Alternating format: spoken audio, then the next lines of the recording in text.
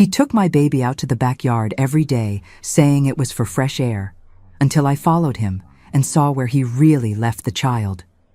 For months, those screams cut through the night, and then complete silence. It took me too long to discover that my own husband was deliberately hurting our son. Hi, my dear ones. What a joy to have you here with me today. I'm Janet. I'm 72 years old, and I'm here at my little house in Maryville, Tennessee, where I was born and raised my whole life. Look, I'm here in my favorite spot in the house, my back porch, where I have my pots of basil, rosemary, and mint. You have no idea how this lovely scent calms my heart. Oh, and you, my dear friends watching me now, tell me here in the comments, what part of this great country are you watching from? And also tell me, what time of day did you find this grandma's video? Are you watching in the morning, having coffee like I love to do? Or maybe in the evening, after work, when we want to relax a little?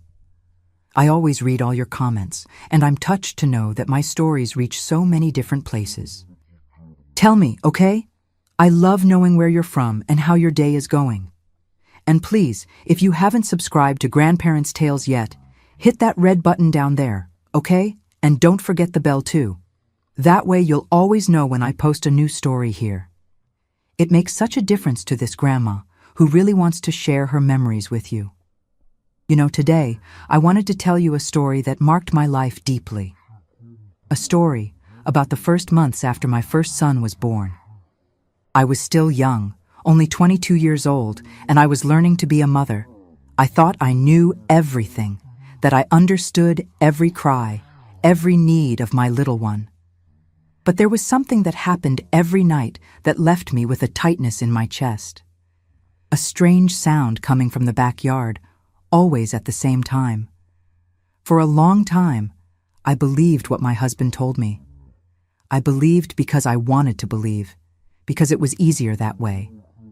But sometimes, my dear ones, we need to trust more in what our heart is screaming than what others are saying. And that's exactly what happened to me on a night that changed everything in my life. Oh, my dear ones, let me tell you what life was like here in Maryville when I was little. I was born in 1953, in a very humble little house on Oak Street, right in the center of town.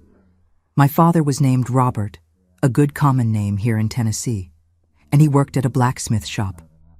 I still remember the sound of the anvil echoing in the morning when he hammered the hot iron.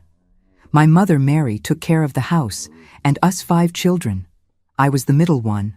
I had 2 older brothers, Raymond and Frank, and 2 younger sisters, Frances and little Anna. Our house was very simple, you know.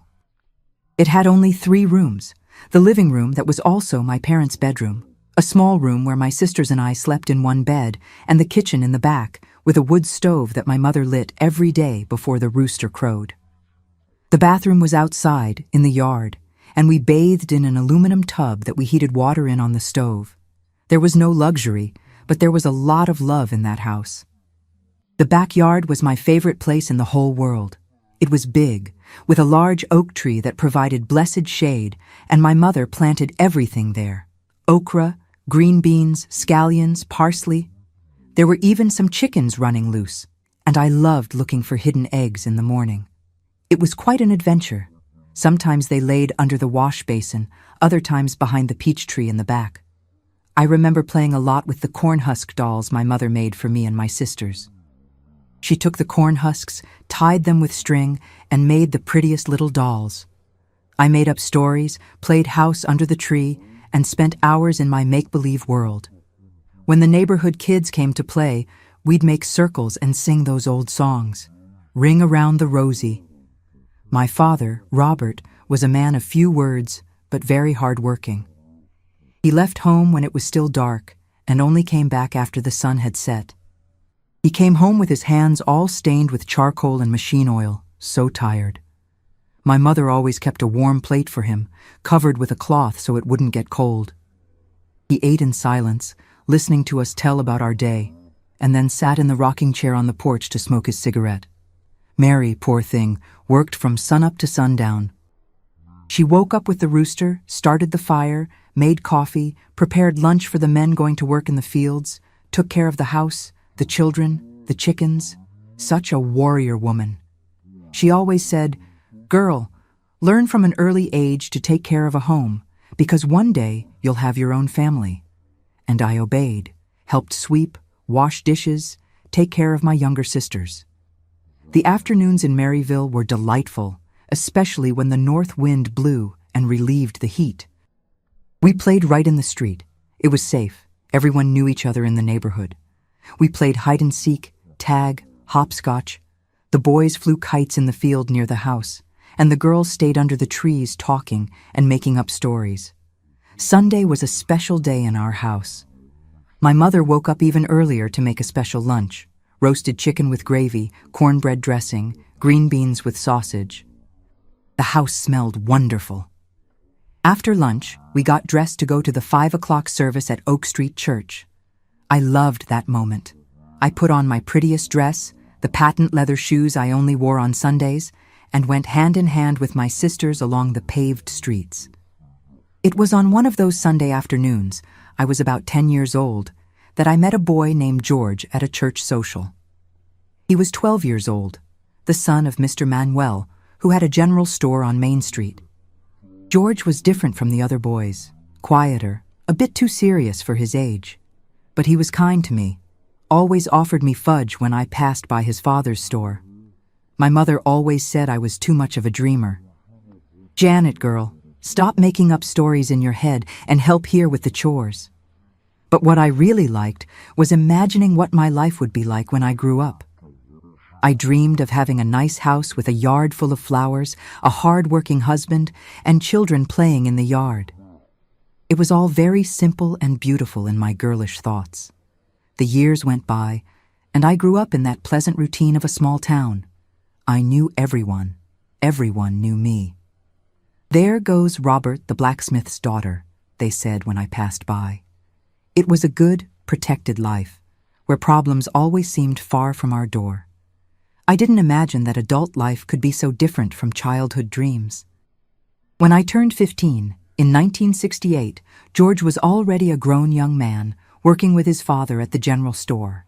He started courting me with my father's permission, came to the house on Sunday afternoons, talked in the living room under my mother's watchful eye.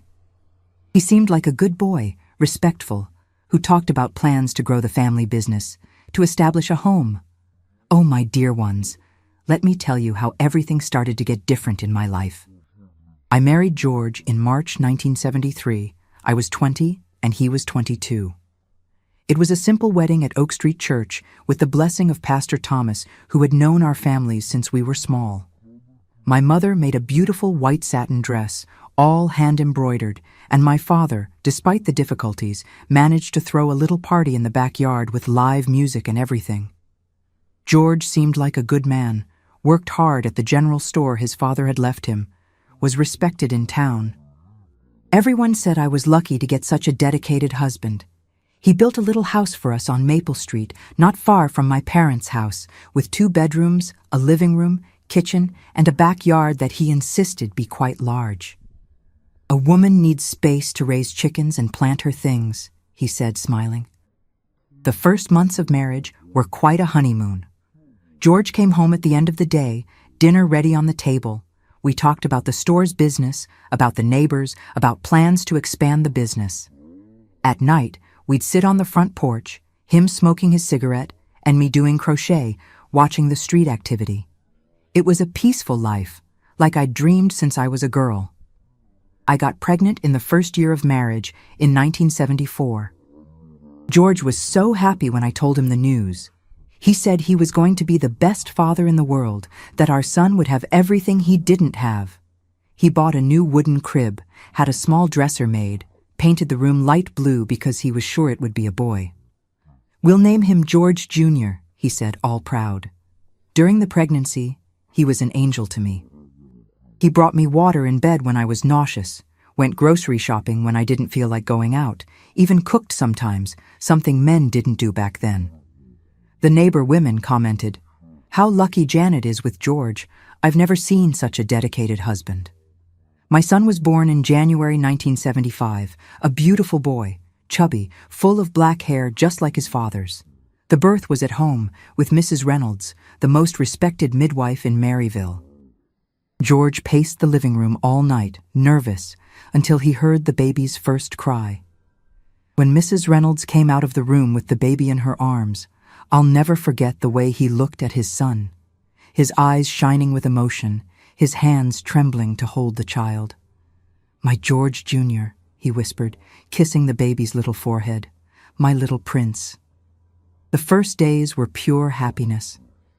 George woke up in the early morning when the baby cried, brought him to me to nurse, stayed there by the bedside keeping me company.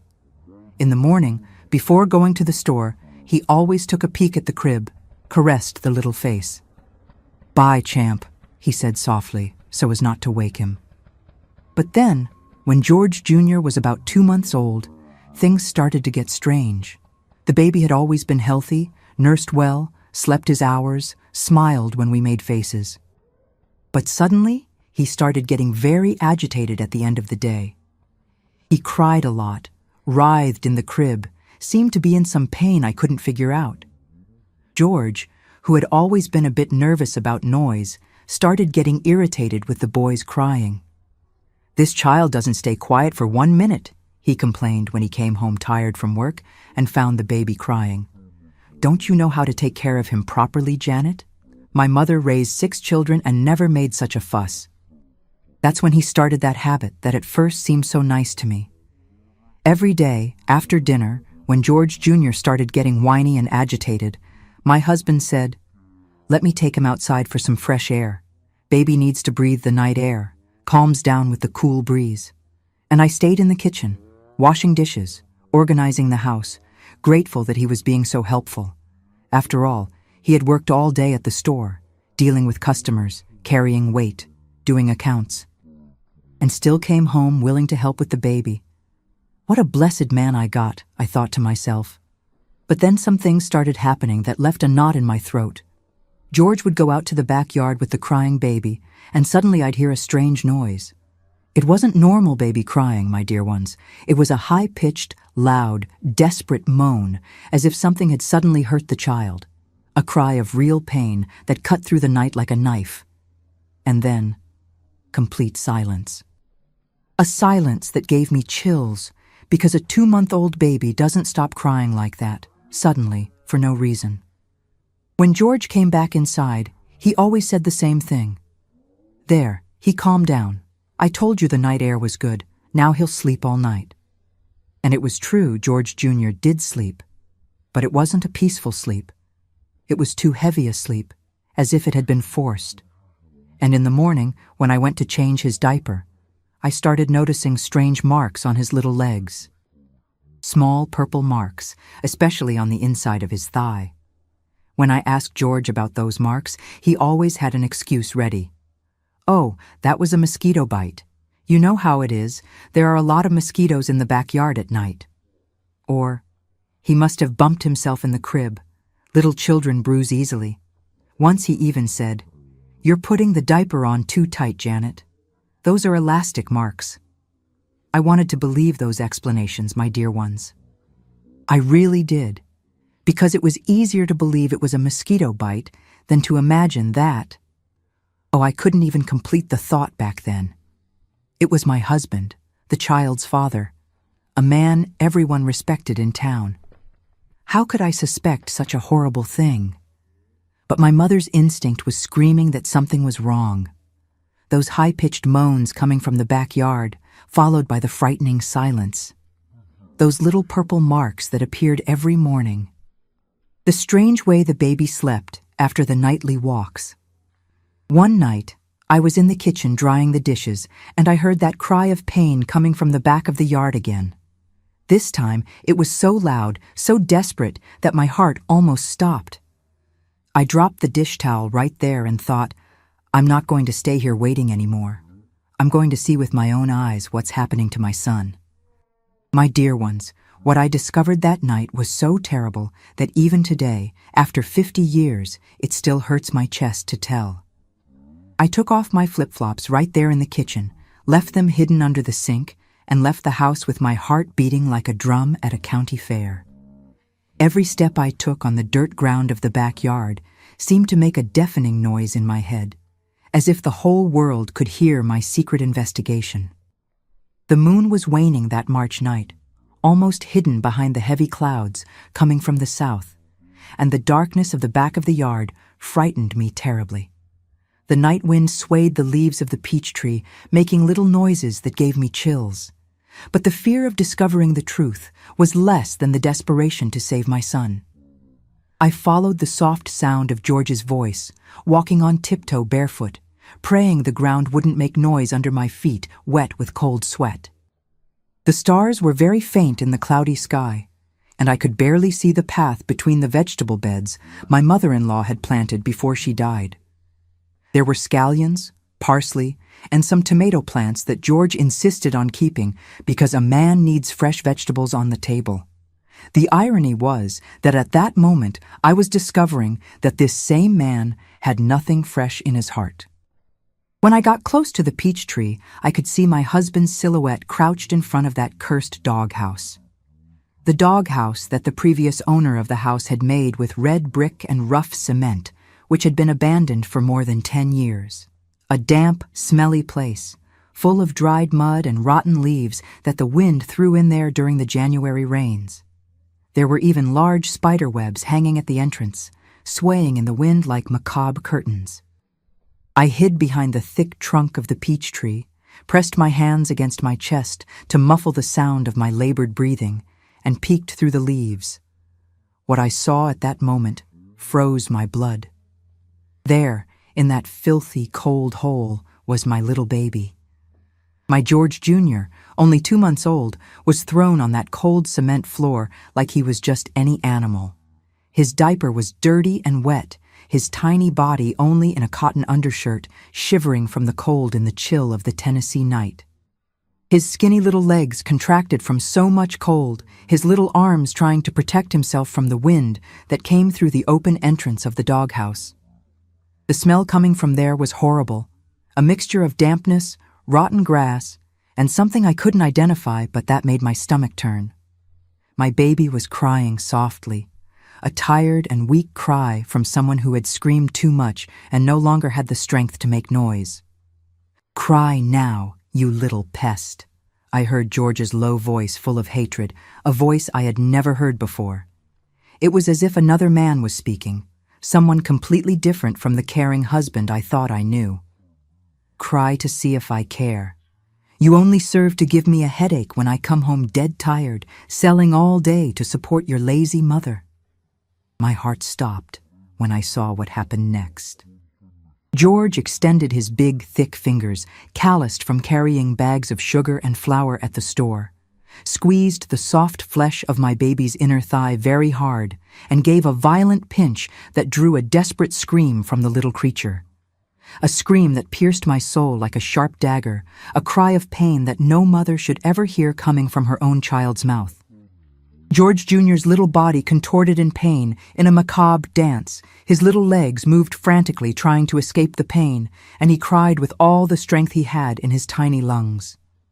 But the exact moment the scream cut through the silence of the night like a wounded animal's cry, George covered the baby's rosy little mouth with his dirty, work-calloused hand. "Shut that mouth, useless brat! Want your mother to hear and come disturb my peace?" And he quickly closed the old wooden door he had improvised at the entrance of the doghouse, completely muffling any sound that came from inside. "Now stay there quietly thinking about the stupid thing you did by bothering me." I was standing there, trembling like a leaf in a storm, watching my world crumble before me piece by piece. Tears ran hot down my face, wetting the simple cotton blouse I wore to sleep. My legs went weak as jelly, and I had to hold on to the rough trunk of the peach tree to keep from falling to the ground from so much despair. The tree bark scratched the palm of my hand, but I didn't even feel pain. The physical pain was nothing compared to the pain that was tearing my chest from the inside. It was as if someone had stuck a knife in my heart and kept moving it around inside, opening wounds I knew would never heal. But the nightmare hadn't ended, my dear ones. George opened the door again with a cruel smile I could see even in the darkness, and continued with the torture of my defenseless baby. This time he pinched the soft, round little belly that I kissed every day at bath time, then the left little arm that barely had flesh on the bones, then the other thigh with such force that the skin turned red immediately. Each pinch was accompanied by cruel words he whispered with a malice I never imagined existed in that man who slept next to me every night. Are you learning who's in charge of this house? Are you learning that a hard-working man can't be bothered by a crybaby brat like you? And he pinched again, always in places that clothes would cover, always carefully not to leave marks where someone could see. He knew my baby's body better than I imagined, knew exactly where to hurt to cause pain without leaving visible evidence. Your mother thinks you're a little angel, doesn't she? But I know the truth. You're a little devil who came to destroy the peace of my house. George laughed softly between pinches, a sinister laugh that scared me more than an owl's hoot in the night. George Jr. cried, stopped when he ran out of breath, cried again in an agony that broke my soul into microscopic pieces. His little blue eyes, which were just like mine, and which filled me with pride when the neighbor women complimented them, were red and swollen from so much crying. His tiny little face was wet with tears and snot, and he sobbed like a child who had lost his mother at the town fair. My baby's delicate skin was turning red and purple in the places where George pinched, and I could see tiny finger marks forming on the soft flesh. Marks that would become those little purple spots I had been noticing every morning and that George always explained as mosquito bites or bumps in the crib. Look at that pathetic thing, George continued with that low voice full of contempt I had never heard before. Not even 2 months old and already a dead weight in his father's life, just like your useless mother who only serves to spend my hard-earned money and make tasteless food. Each word was like a slap in my tear-wet face. How could that man, whom I had loved with all my heart since I was 15, who slept next to me every night whispering sweet words in my ear, who kissed my forehead in the morning before going to work, speak like that about our own son? How could he look at that defenseless little creature and feel hatred instead of the infinite love I felt? And crying won't help, because this will continue every night until you learn to be a son who doesn't bother his father, George threatened, giving another pinch to the baby's thin little thigh. Every night you cry after dinner, you'll come for a walk here with me in this doghouse. George picked up a piece of dry leaf from the floor and ran it over the open wound from one of the pinches, making the baby scream with renewed pain. See, nature doesn't like crybabies either. Even the leaves want to hurt you. That man's cruelty had no limit. He was teaching pain to a child who barely knew he existed in the world, who still lived on the pure instinct of nursing and sleeping. How can someone look at a 2-month-old baby and feel anything other than protection and tenderness? After about 15 minutes that seemed like 15 years of suffering, George finally stopped hurting my son. George Jr. was almost fainting from so much suffering, his body limp like an old rag doll, only moaning softly from time to time, without the strength even to cry properly. His breathing was irregular, choppy, as if he had run a marathon instead of being tortured in a cold hole. My husband picked him up from the cold, disgusting floor, like someone picking up a bag of flour at the store, shaking the child without the slightest care, making the soft little head bounce against his arm. There, now you're calmer, aren't you, boy? That's all you needed, a good lesson to learn to respect the father who works to support you two. And he left the doghouse carrying my hurt son as if he were a caring father taking the child to sleep after a nice walk in the yard. The difference between reality and the performance was so grotesque that it made me want to vomit right there behind the peach tree. I ran back to the kitchen like a lost soul fleeing from purgatory, my bare feet hurting on the little stones of the path and the twigs that fell from the trees, but I didn't even feel physical pain. The pain in my body was nothing compared to the pain in my shattered soul. I reached the granite sink that George had proudly bought last month and pretended I was finishing washing the dishes, but my hands were shaking so much I almost dropped a serving dish on the cement floor. When George entered the kitchen with the baby, he had that fake smile that I now saw for what it really was, the perfectly rehearsed mask of a demon in human form. "Look, Janet, just like I told you," he calmed down quickly with the cool night air. "Now he'll sleep like an angel until morning." He passed by me carrying my tortured son, and I could glimpse the baby's swollen little face, his little eyes half closed from so much crying, the reddened and marked skin where he had been pinched. I could smell the different scent coming from the baby, the smell of fear, of pain, of dirty places where a child should never be. My heart bled seeing my baby in that deplorable state, and I couldn't do anything at that moment without putting us both in even greater danger. I needed to think. I needed to plan. I needed to be smart to protect my son without putting myself in the crosshairs of George's violence. George put the child in the new wooden crib with fake theatrical delicacy, caressed the sweaty, hurt little head, and whispered in a honeyed voice, "Sleep, my beautiful prince. Daddy loves you very, very much. Tomorrow you'll be a more obedient and well-behaved boy, right, my son?" That man's hypocrisy made me so nauseous I had to hold on to the sink to keep from vomiting right there.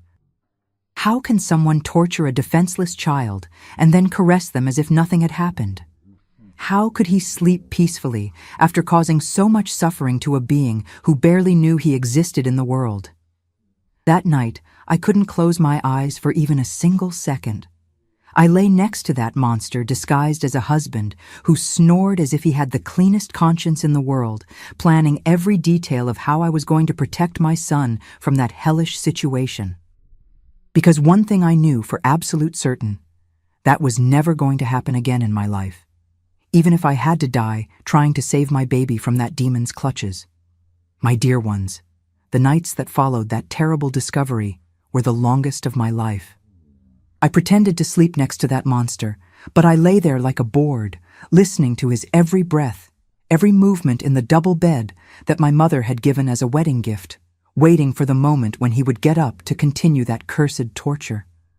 During the day, George continued being the exemplary husband that all of Maryville knew. He got up early, at 5 in the morning, drank his very strong black coffee in the blue enamel cup he liked, kissed my forehead with those lips I now knew, whispered cruelties to my baby, and said, "Bye, honey, take good care of our prince." And he left for the store whistling, greeting the neighbors on the street, being the respected and hard-working man everyone admired. "Good morning, George. How's the little baby?" the neighbor women asked on the corner. "Oh, he's growing up beautifully, Mrs. Williams.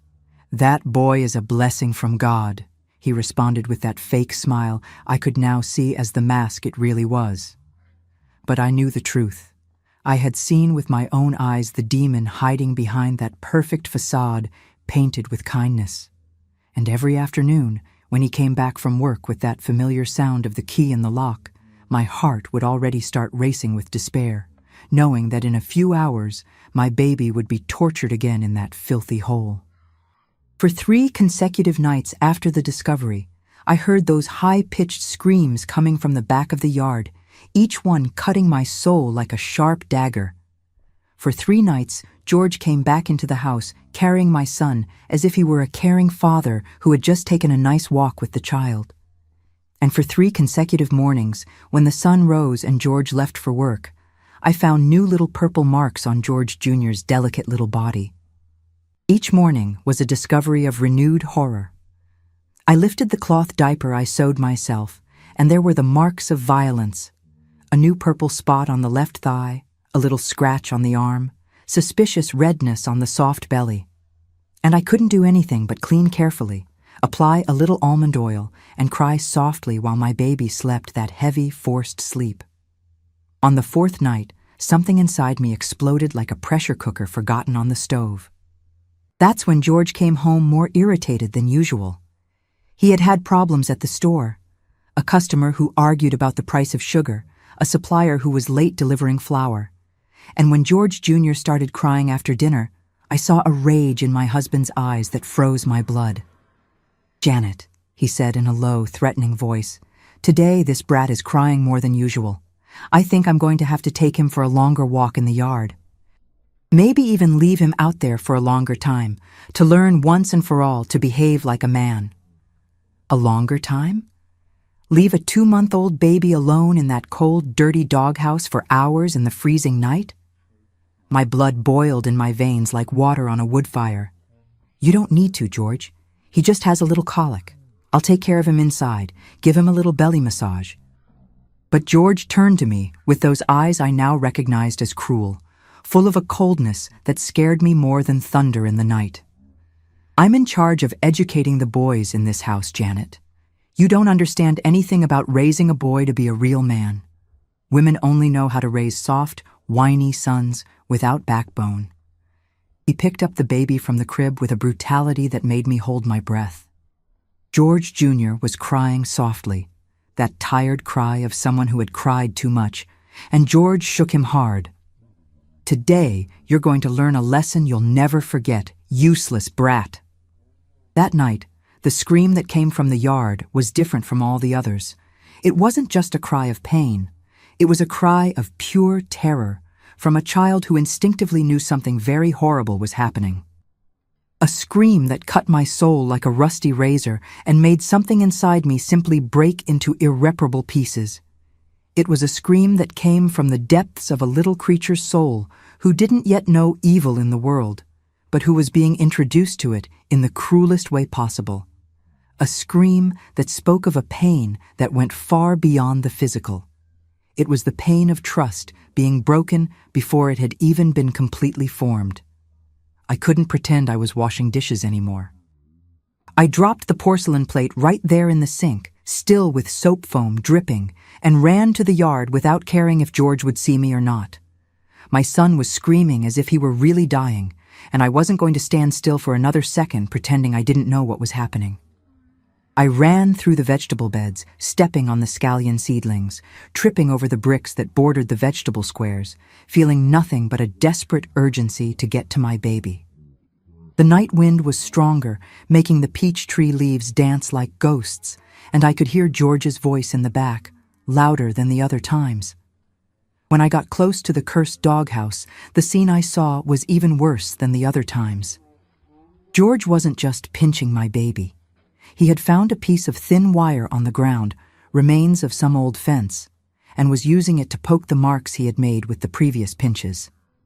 "See how it hurts when you don't obey your father?" he whispered, while poking an open wound on the baby's little thigh. "Every time you cry, I'm going to poke deeper. Each of your tears will cost a new prick."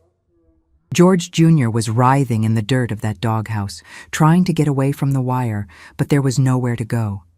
He was cornered in that small, fetid space, completely at the mercy of his own father's cruelty. His tiny little body was covered with new marks, and I could see little droplets of blood glistening in the faint light coming from the house. "Please, Dad, please," I whispered without even realizing I was speaking, as if my baby could somehow speak and beg for his own life. "He's just a baby, George. He doesn't understand anything you're doing."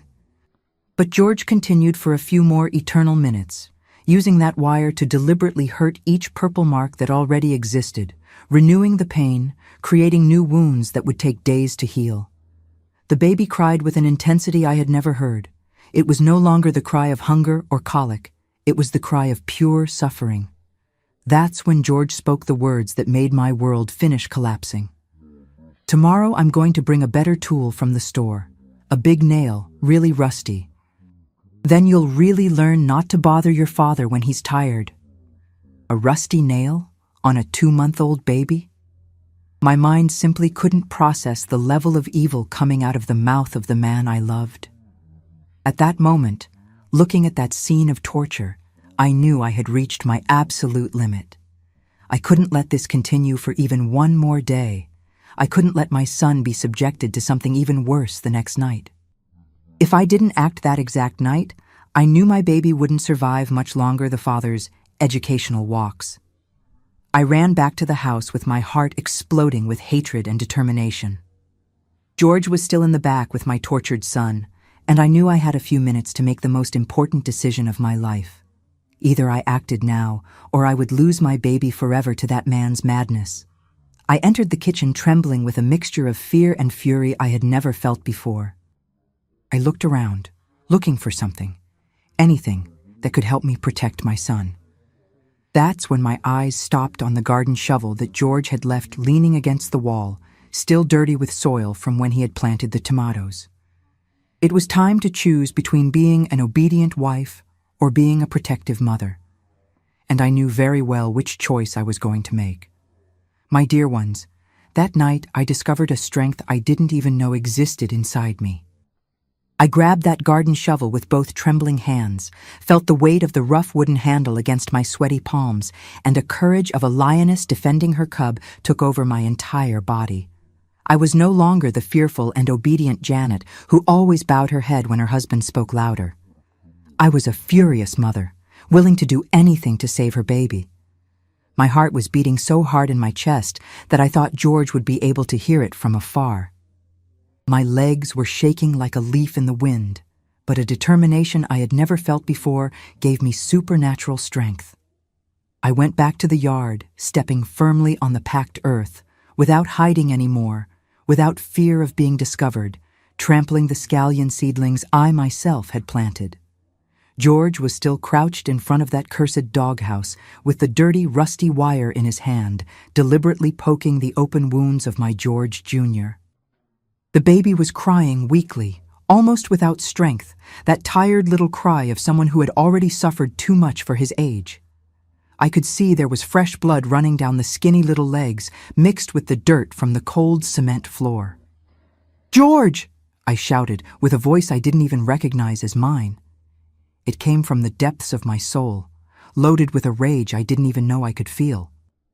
"Get away from my son, now!" He turned slowly, like someone being interrupted doing important work and not liking the intrusion at all. On his face was that expression of surprise and irritation I knew well, the same one he made when I dared to question some decision of his. "What are you doing out here, Janet? Didn't I tell you to stay in the kitchen finishing the chores?" "I saw everything, George. I saw you torturing our son in this filthy doghouse. I saw you hurting a defenseless creature who isn't even 2 months old yet." The words came out choppy from so much accumulated hatred during those horrible days. "How can you do this to your own flesh and blood? To a little baby who came from our bodies?" George got up slowly, still holding that wire as if it were just any work tool, and took 2 calculated steps in my direction. At that moment, I saw in his eyes something that terrified me more than everything I had witnessed so far. It wasn't just cruelty. It wasn't just coldness. It was pure madness, a distortion of reality that made him believe he was doing the right thing. "You don't understand anything, woman. Women never understood and never will understand how to raise a real man." His voice had a frightening certainty, as if he had discovered a universal truth. "This brat needs to learn from an early age that men don't cry, don't bother, aren't soft like women. I'm educating him to be a real man, so he doesn't turn out gay like other people's sons." Educating? I raised the shovel to chest height, feeling the weight of the tool as if it were an extension of my own strength. "This isn't education, George. This is pure evil. This is the work of a demon. You're hurting a baby who barely knows he exists in the world." "Mind your own business, Janet. Go back to the kitchen and let me handle this my way, the way a man handles things." He took another step in my direction, but I held the shovel firmly, ready to use it if necessary. "Otherwise, you'll have the same fate as the crybaby brat there. Disobedient women also need to learn." It was at that moment that something exploded inside me like a pressure cooker lid coming off. The threat wasn't just against me. It was against my son. It was against everything I held most sacred in life. It was against the most primitive instinct a mother can have. "Never again," I shouted with a force that came from the depths of my soul, and I raised the shovel high, ready to break that man's head if necessary. "Never again will you lay a hand on my son." George was startled by the fury in my voice and backed up 2 steps, tripping over a brick that bordered the green bean bed. It was the first time I saw fear in his eyes, and that gave me even more courage. "Have you lost your mind, woman? Put that shovel down before I take it from you and break it on your bones. Have you forgotten who's in charge of this house?" "Try to touch me," I responded, trembling with rage and adrenaline, but firmer than I had ever been in my life. "Try to get close to my baby again. I swear by all the saints, by the Virgin Mary, by everything that's most sacred that I'll finish you." I ran toward the doghouse, pushing George aside with my shoulder, and entered that tight, smelly space to get my son. The smell was too horrible, a mixture of fresh blood, baby urine, and accumulated dirt from years that made my stomach turn. George Jr. was lying on that cold cement floor, almost unconscious, with small open wounds scattered across his delicate little body that should only know affection and protection. "My baby, my life's love," I whispered, picking him up very carefully, feeling the limp, hurt little body against my chest. "Mommy's here, Mommy's here. No one will ever hurt you again." George tried to approach again, but I spun in his direction with the shovel in my free hand, pointing right at his chest. "No, you don't get even 2 feet close." "Janet, you're exaggerating like a hysterical woman. This is normal boy education, something that's always been done since the time of our great-grandfathers." His voice had a tone of someone trying to convince a stubborn child. "My father did this to me when I was little. My grandfather did it to him, and I became a decent man, hard-working, respected in town." "Normal?" I looked at him with an incredulity that physically hurt in my chest. "Look at what you did to our son. Look at these wounds, at this blood, at this destroyed little body. What kind of father does this to a child?" I started walking determinedly toward the house, carrying my wounded baby against my chest and keeping the shovel firmly pointed at George. With each step I took, he tried to approach, but I kept the distance with confident movements of the tool. "You're leaving this house right now. You're going to get your things and leave forever, and I don't want to see you even if you were painted gold around here." "I'm not going anywhere. This is my house, this is my son, and you're my wife. I'm in charge here. It's always been that way and always will be." "You're not in charge anymore, George." My voice came out firm, determined, with an authority I didn't even know I possessed. "Your authority here is over. It's over forever." When we got to the house porch, I turned on the yellow entrance light and could see with total and shocking clarity the real state of my baby. It was even worse than it seemed in the dark of the yard. There were small holes made with the dirty wire, deep scratches, new purple marks on top of the old ones, and dried blood mixed with dirt and mud. It was a miracle from God that he was still alive and conscious. "Look at what you did." I showed the wounds to George, forcing him to face the reality of his cruelty. "Look at these marks, at the blood, at the suffering. Is this the work of a father or a monster, George? Answer me." George looked at the baby, and for a second that lasted an eternity, I saw something that looked like remorse pass through his eyes. But soon the expression hardened again. That mask of coldness I had learned to recognize returned. He would learn over time. He would understand it was all for his own good, to build character. "For his own good? George, he's 2 months old." My voice came out in a desperate scream that echoed through the silent street. 2 months, for the love of God. He doesn't even know how to talk, doesn't know how to sit up on his own, doesn't know anything about life. How do you think a child this age can learn anything through torture? I went inside the house, determined, and went straight to the bedroom, always with the shovel in hand, always watching George, who followed me like a lost dog. I grabbed a clean cotton towel, wet it with warm water from the basin, and began to gently clean each wound on my son. Each gentle touch I made, he moaned softly with pain, and my heart shattered a little bit more. "You have 2 options," I said, without taking my eyes off the baby's hurt little body.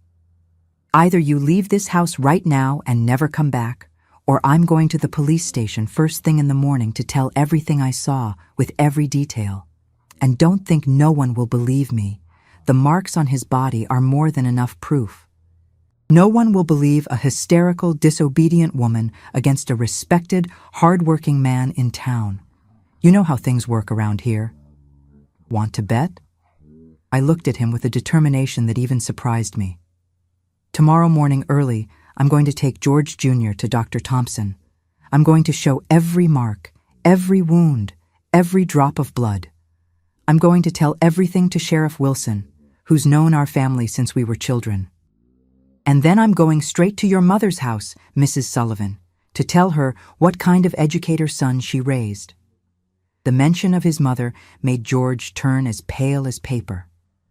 Mrs. Sullivan was a strict, religious woman who would never accept such behavior from the son she raised in church. Janet, don't do this to me. Let's talk like civilized people. There's no more talking, George. It's over forever. I finished cleaning the baby's wounds and wrapped him in a clean, fresh-smelling blanket.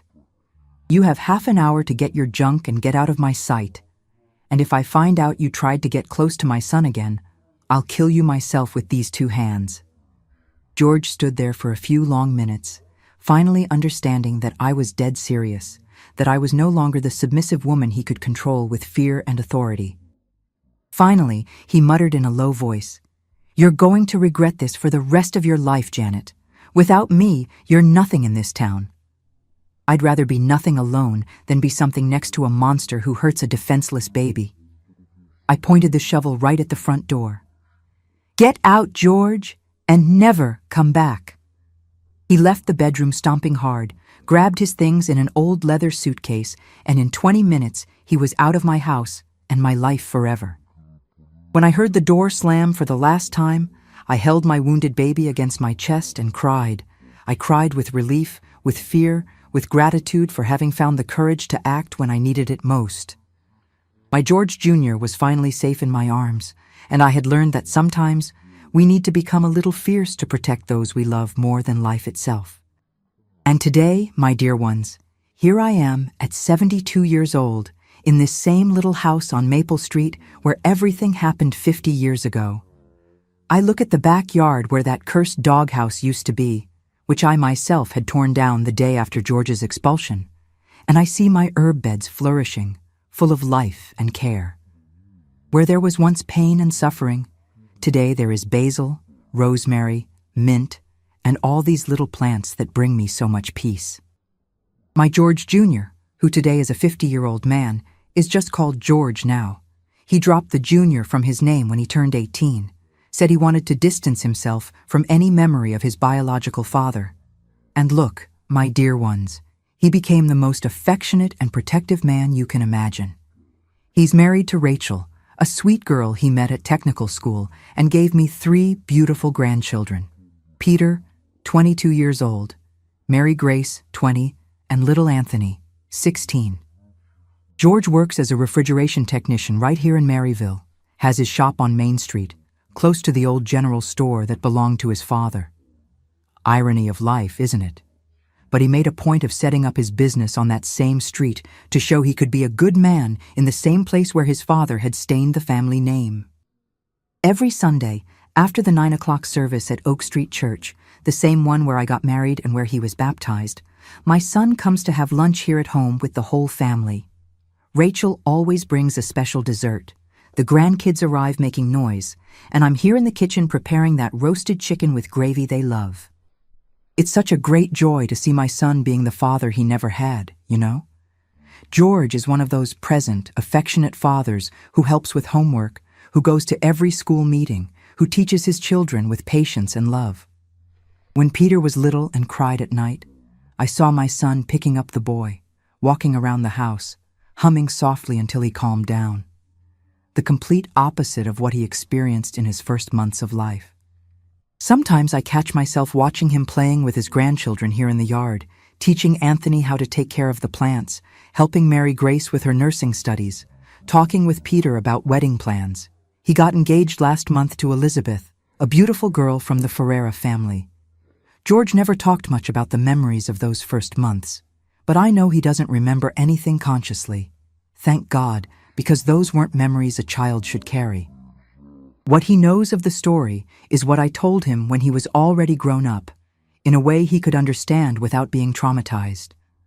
After I expelled that man from the house, I raised my son alone, and it wasn't easy, my dear ones. In 1975, a separated woman with a small child was looked down upon by society. But I had my family's support. My mother, Mary, was an angel in my life, helped me with George when I needed to work. George never appeared in our lives again.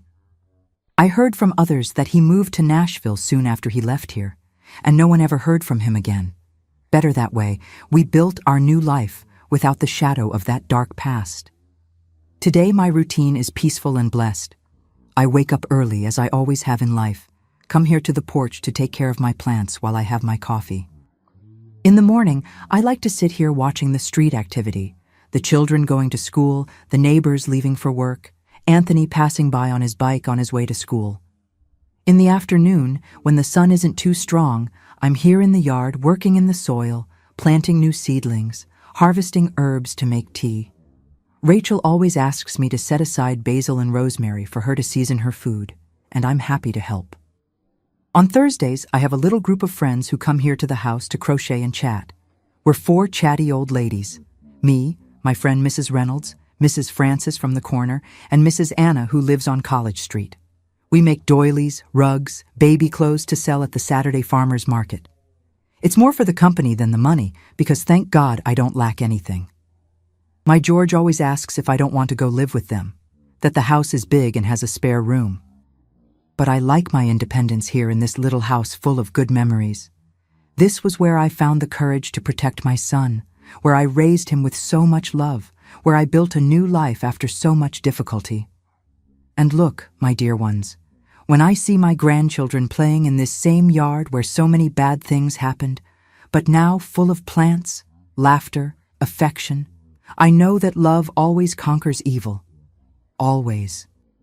My dear ones who have followed me this far, I want to leave some words that come from the depths of this grandma's heart who has been through a lot in this life. You know, for 50 years, I carried a pain in my chest thinking, why did I take so long to act? Why did I let my little baby suffer for 4 nights before finding courage? But today, with the wisdom of my 72 years, I understand that sometimes we need time to process an evil so great that our mind can't accept it at first. When you experience a situation of violence inside the home, especially coming from someone who should protect, it's as if the world turns upside down. You question everything. Was that really what I saw? Am I exaggerating? Is this just how things work? The manipulation is so subtle that we begin to doubt our own sanity. I learned that true love doesn't hurt, doesn't humiliate, doesn't use force to educate a defenseless child. True love protects, welcomes, has infinite patience. If someone you know is going through something similar to what I experienced, know that it's not normal. It's not education, and it's not something that will improve with time. Sometimes courage doesn't come all at once like lightning. Sometimes it grows slowly inside us, like a plant we water every day until it's strong enough to withstand the storm. In my case, it was a mother's instinct that spoke louder, but each person has their moment of awakening. Today, when I see my son being a wonderful father, when I see my grandchildren growing up surrounded by affection and protection, I understand that that terrible night was the moment that changed everything for the better. If I hadn't found the strength to face that monster, my George might not have survived to become the man of integrity he is today. For you who are mothers, fathers, grandparents, or simply people who care for children, trust your instincts. If something seems wrong, if a situation doesn't make sense, if you feel a child is being hurt in any way, don't close your eyes.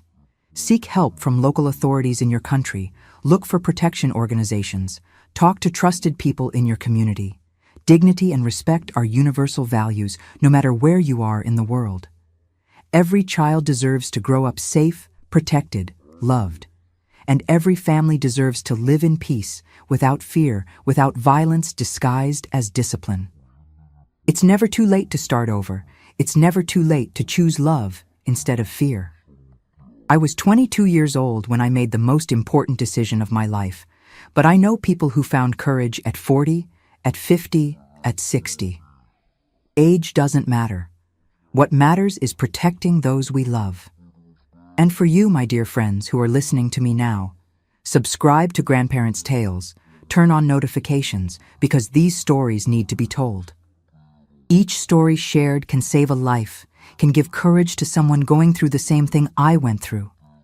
Tell me in the comments just one word: life. Only those who watch to the end will understand. It's our secret sign that you absorbed this grandma's message from the heart. Do this now. Don't wait another minute. Together, as a global family, we can make a difference in the lives of those who need it most. With all the love in the world, here from my plant-filled porch in Maryville, Tennessee, Grandma Janet.